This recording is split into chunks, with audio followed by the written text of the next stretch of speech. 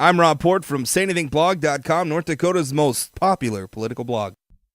I'm here with Congressman Rick Berg, who, made the decision after a term in the House to jump up and run it for the NDGOP nomination to run for the Senate. Rick, I guess my first question for you is what made you decide to move from the House to the Senate? Well, I'll tell you what, that's where our country's broke right now. I mean, the Senate's not taking action with bills that we've passed out of the House that would control the spending, the taxation, the regulation, and the Senate is not taking them up.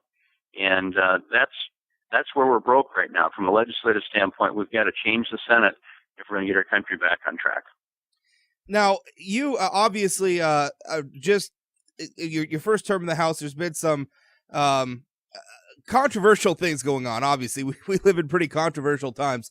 One of the things I think that you've gotten a lot of criticism for from conservatives was the vote for the debt deal. And can you walk us through what your rationalization was for voting for that debt deal that created the super committee? Fundamentally, if you have a kid that charges up a credit card, what you do is you cut up the credit card, but you have to honor.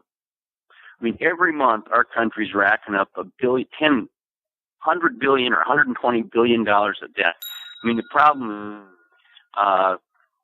what we've got to do is we've got to balance the budget. And one of the things that I fought for was to get a balanced budget.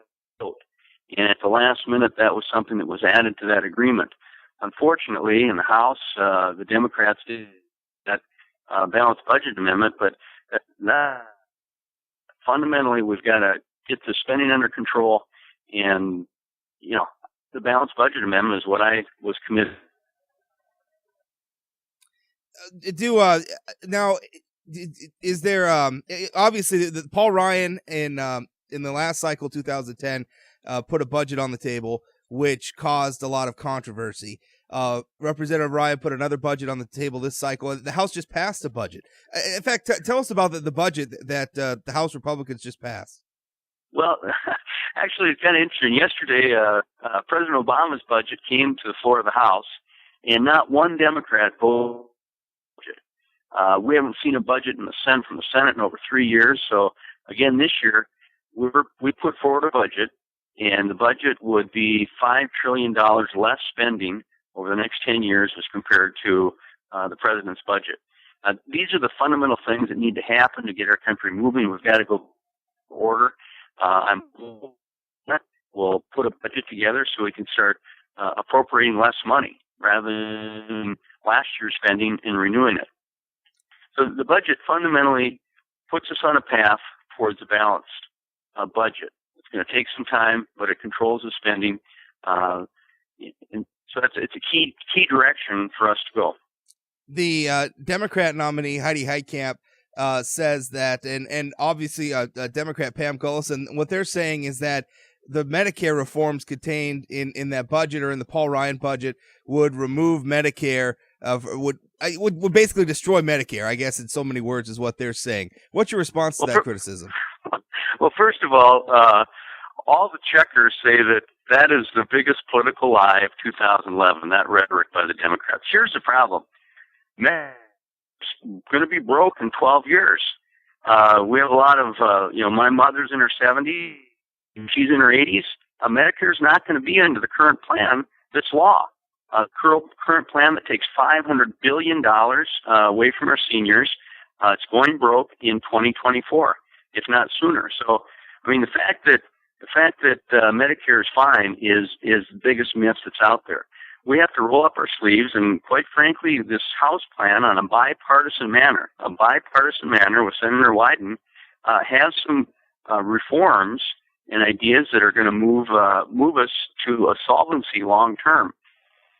Nothing in this proposal would have any effect on anyone that's 55 or older, but it's a gradual move to ensure long term.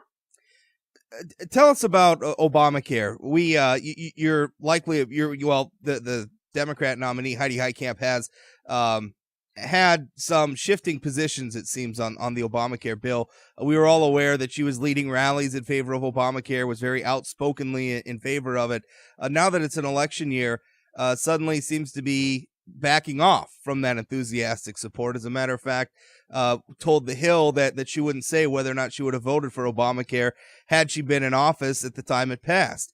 What's your reaction to this? Obviously campaigning, in the last cycle against Earl Pomeroy, who actually did vote for Obamacare, and that vote became, a big point of contention in that campaign.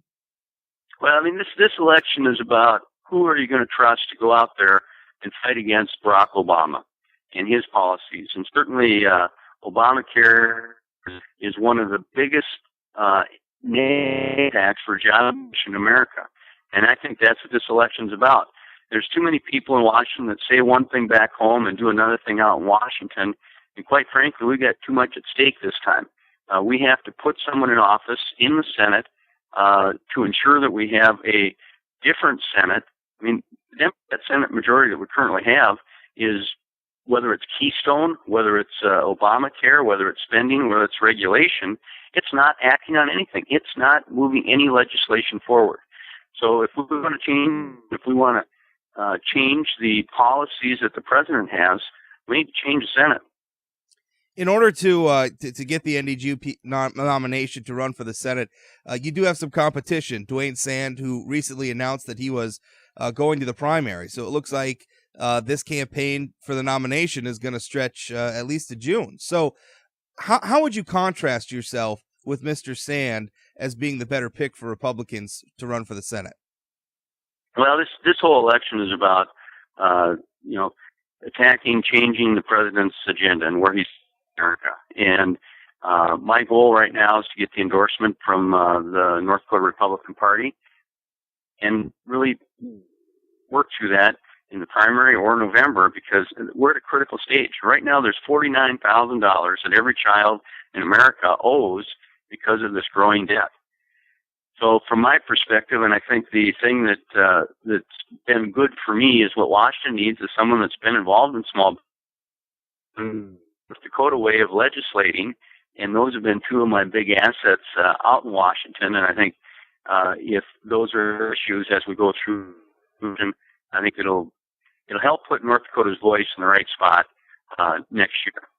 Last question. You've obviously, from your first term in the House, there's been some things. I know your hires program, also the REINS Act, and some other things that you've been pretty proud of. What would you say your biggest, the accomplishment you're most proud of from your first term in the House would be? Well, I mean, the thing I'm most proud of is I think the debate's changed. When I first hit the House, the question was how much more are we going to spend? And yesterday, what you saw is a budget that moves us towards a balanced spending in our nation's capital. When we started, there was ongoing regulations, and we've seen that debate change. My biggest is the good legislation, the things that will turn this country around and create jobs, are sitting wood stacked in the Senate without any movement. All right, Congressman, thank you so much for your time, and good luck this weekend. All right, Rob. Thank you. Thank you.